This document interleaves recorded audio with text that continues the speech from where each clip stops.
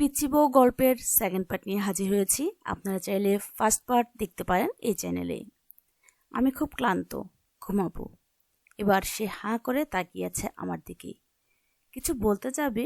তখন আমি প্রশ্ন করলাম, আমি কোথায় শুব? কোথায় শুবে মানে?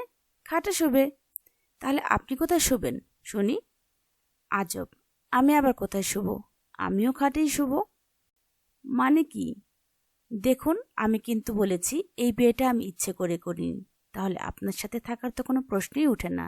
আমি কিছুতেই আপনার সাথে এক বিছানায় থাকবো না।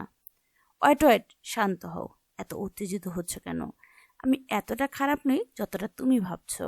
আমি তোমার অনুমতি ছাড়া তোমাকে ছুঁয়েও দেখব না। সো বিশ্বাস করতে পারো আমাকে। সত্যি দানবটা এতটা খারাপ না, এনাকে বিশ্বাস করা যায়। তবু পুরুষ মানুষের ভরসা নেই। এটা ওটা ভেবে চিন্তে আমি বললাম, ঠিক আছে, বিশ্বাস করলাম, কিন্তু মাঝখানে কোলবালিশ দিতে হবে। আপনি কোলবালিশের এপাশে আসবেন না এবং আসার চেষ্টাও করবেন না।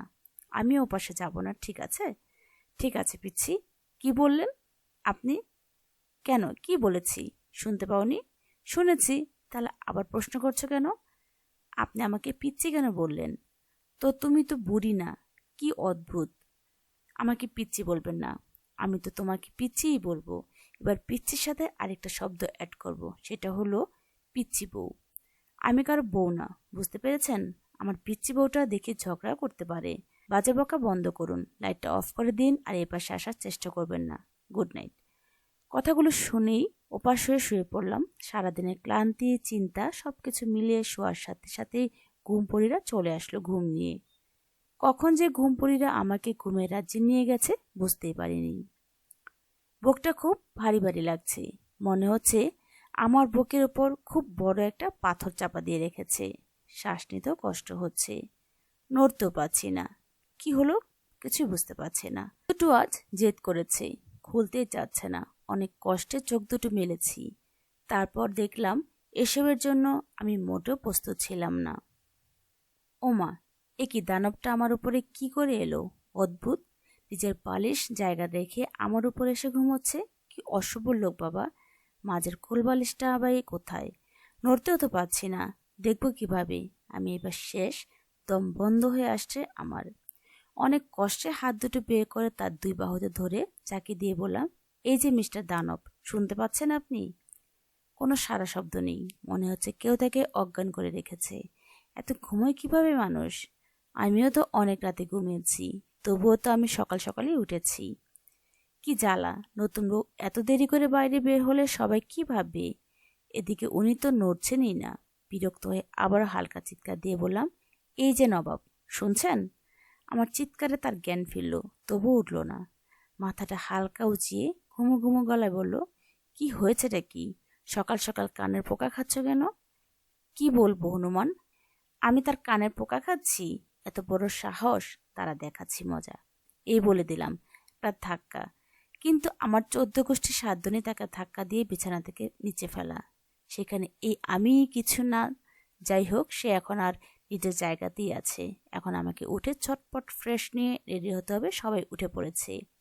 বিছানা ছেড়ে যখনই উঠতে যাব তখনই সে খপ করে আমার হাতটা ধরে ফেললো। হাতটা অনেক ছাড়ানোর চেষ্টা করেছে, কিন্তু পারছে না।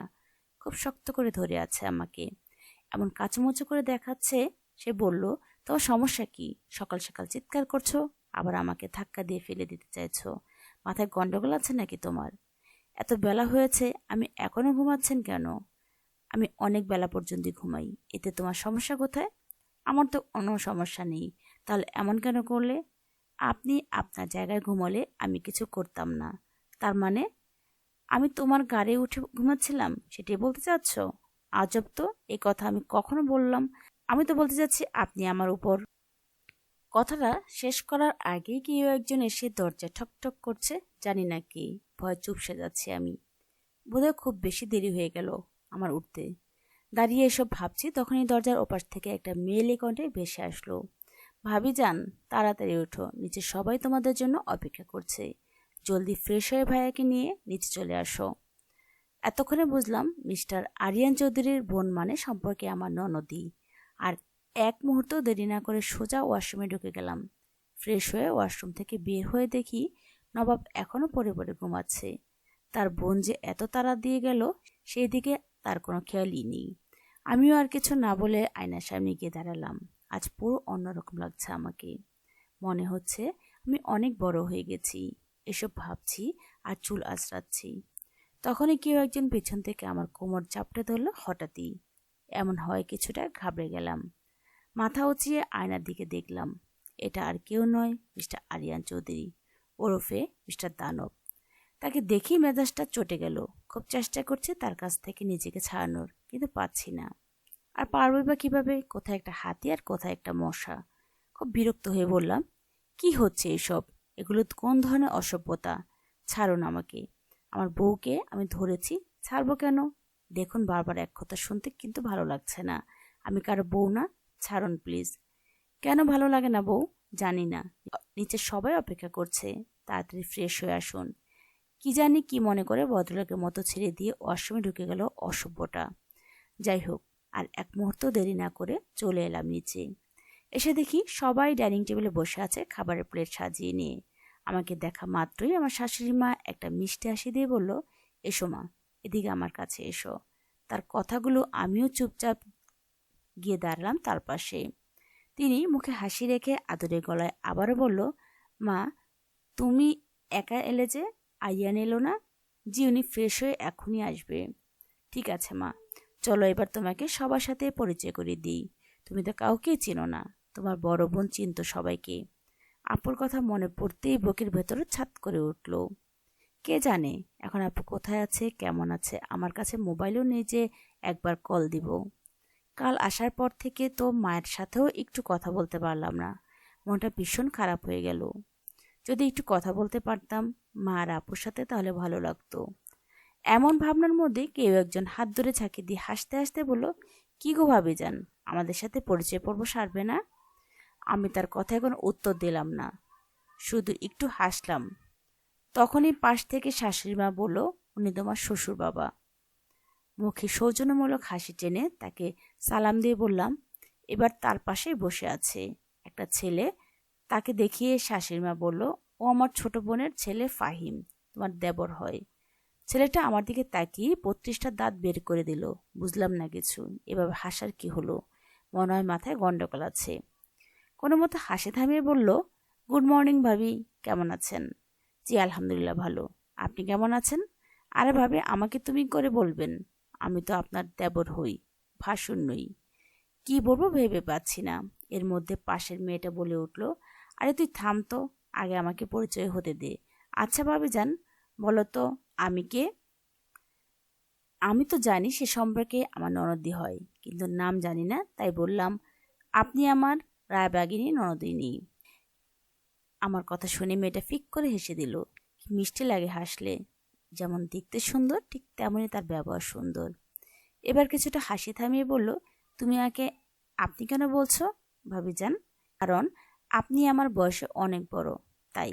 আরে বাবা, আমি তোমার বয়সে বড় হলেও সম্পর্কে অনেক ছোট। তোমার থেকে কোনো আপনি বলা চলবে না, সোজা আমার নাম ধরে ডাকবে। ঠিক আছে ভাবিজান? ঠিক আছে, কিন্তু আমি তো জানিই না তোমার নাম কি। আমার নাম হলো আহিয়া জান্নাত। সবাই আহি বলে ডাকে, তুমিও সেটাই ডেকো। ঠিক আছে। টুকটাক কথা বলছিলাম আহির সাথে।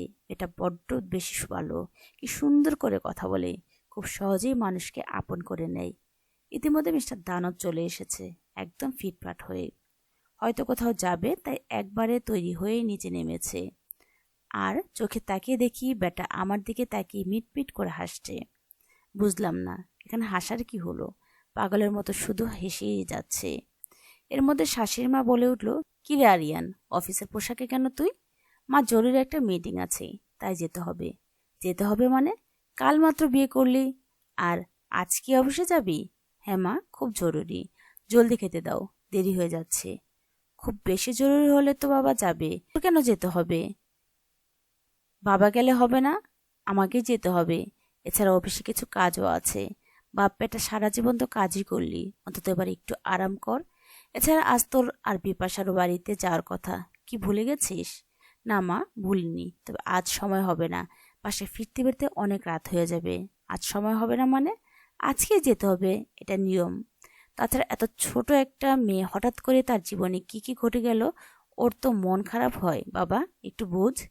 বুঝেছি মা, কিন্তু আজ সময় হবে না, এটা তোমার পিচ্ছি বৌমা, কেউ বুঝতে হবে। তবে কাল নিয়ে যাব শিওর। কিন্তু আরিয়ান, আর কোনো কিন্তু না মা, আমার দেরি হয়ে যাচ্ছে, আমি আসি। সদর দরজার সামনে গিয়ে দাঁড়িয়ে গেল, হয়তো কিছু নিতে ভুলে গেছে তাই। কিন্তু না, সে ওখান থেকেই আইকে ডাক দিল। আহি এদিকে একটু আয় জলদি। হ্যাঁ ভাইয়া বলো, কি বলবে? তুই একটু তোর পিচ্ছি ভাবির খেয়াল রাখিস, সবসময় সাথে সাথেই থাকিস। আর ওর তো মোবাইল নেই, সো তোর মোবাইল থেকে ওর বাড়িতে একটা কল দিয়ে দিস। বাবা মায়ের সাথে কথা বলে ভালো লাগবে। ঠিক আছে ভাইয়া, তুমি কোনো চিন্তা করো না, আমি তো আছি, আমার লক্ষ্মী বোনটা। আচ্ছা থাক, গেলাম। হ্যাঁ ভাই। সবার খাওয়া দাওয়া শেষ, এখন সবাই সবার রুমে গিয়ে বিশ্রাম করছে। এদিকে আহি আমাকে পুরো বাড়ি ঘুরিয়ে দেখালো। সবশেষে আমি আহির রুমে এসে আটকে গেলাম। আহির আবদার আমাকে এখানে বসে ওর সাথে গল্প করতে হবে।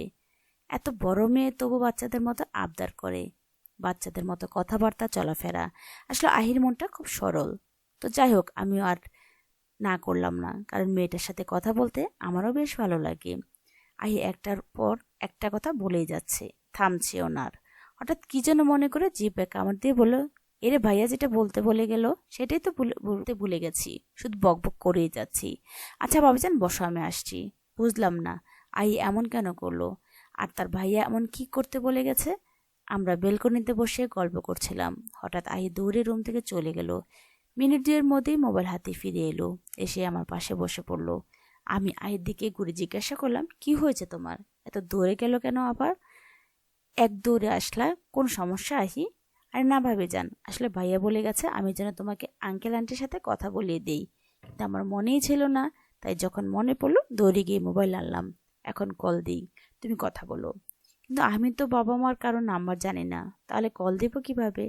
নো টেনশন ভাবি যান, ভাইয়া নাম্বার SMS করে দিয়েছে। আমার ভাইয়াটা কত খেয়াল রাখে তোমার, কত ভালোবাসে তোমায়। শয়তানি হাসি দিয়ে কথাগুলো বলল আহি। আমি এই গল্পের দ্বিতীয় পার্ট নিয়ে হাজির হচ্ছি খুব তাড়াতাড়ি, সেই পর্যন্ত সঙ্গে থাকুন। আজ এ পর্যন্ত, আল্লাহ হাফেজ।